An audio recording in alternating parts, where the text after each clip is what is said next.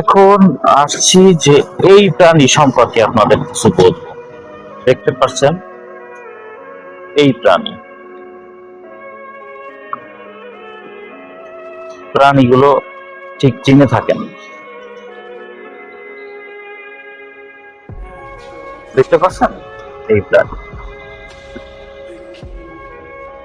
এখন বিষয় হচ্ছে যে আপনারা যারা কুকুর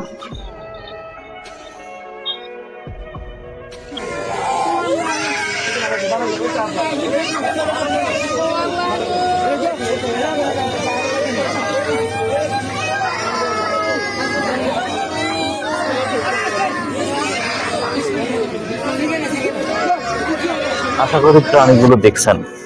প্রাণীগুলো যদি দেখে থাকেন, প্রাণীগুলোর প্রতি আপনাদের অনেকের আছে যে খুব প্রাণী ভক্ত, কুত্তা প্রাণী ভক্ত, যে খুব একটা মানে সমস্যা, কেউ যদি তার গায়ে আঘাত করে আপনার গায়ে আঘাত লাগে। ঠিক আছে, আমার আগে যে ভিডিওটা দেওয়া হয়েছে এই ভিডিওটা আপনি দেখেন, দেখে তারপরে আপনি বলেন যে এটা কি সমস্যা, এটা মারলে কি সমস্যা। এখন মনে করেন যারা কুত্তা প্রেমী আছে, হ্যাঁ, কুত্তা প্রেমিক প্রেমিক বা প্রেমিকা, কুত্তা প্রেমিক বা প্রেমিকা আছেন, তারা আর কি খারাপ ভাবেই বলি যে যে এই বাচ্চাগুলোর যে আপনার বেয়ারিশ কুকুর গুলো কামড়াইছে, এখন এই দায়ভার কেনে আপনি নেন। কুত্তারা যদি একটা লাথি মারা হয় আপনার খুব লাগে। এই বাচ্চা দেখেন কিভাবে চিল্লাচ্ছে, হসপিটালে চিকিৎসাধীন অবস্থায় কিভাবে চিল্লাচ্ছে কয়েকটা বাচ্চা। তো আপনারা যে যে যেভাবেই থাকেন না কেন, যে এত কুত্তা প্রেমী হওয়া ঠিক না। কুত্তায় দেখা যাচ্ছে আপনার ছেলে মেয়েও কামড়াইতে পারে।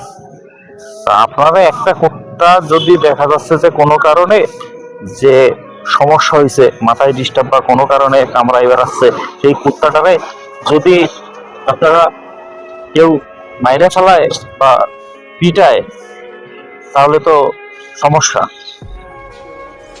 আপনারা খুব কুত্তা প্রেমী হিসেবে কথা বলেন। কুত্তা প্রেমী, এত কুত্তা প্রেমী হওয়া চলবে না। যারা কুত্তা প্রেমী হয়ে থাকেন তারা কুকুর সবসময় কোলে নিয়ে ঘুমাবেন, ঠিক আছে? আর কিছু নেওয়ার দরকার নেই, কুকুর সবসময় কোলে নিয়ে ঘুমাবেন, ঠিক আছে? এখন ওই কুত্তা প্রেমিককে বলি, এত কুত্তা প্রেমিক ছিলেন না, একটু কম কুত্তা প্রেমিক হন। আর বিশেষ করে কুকুর কুকুর থেকে দূরে থাকেন। দেখেন বাচ্চাগুলোর কি অবস্থা, বাচ্চাগুলো কেমনে কি করতেছে। আশা করি বুঝছেন।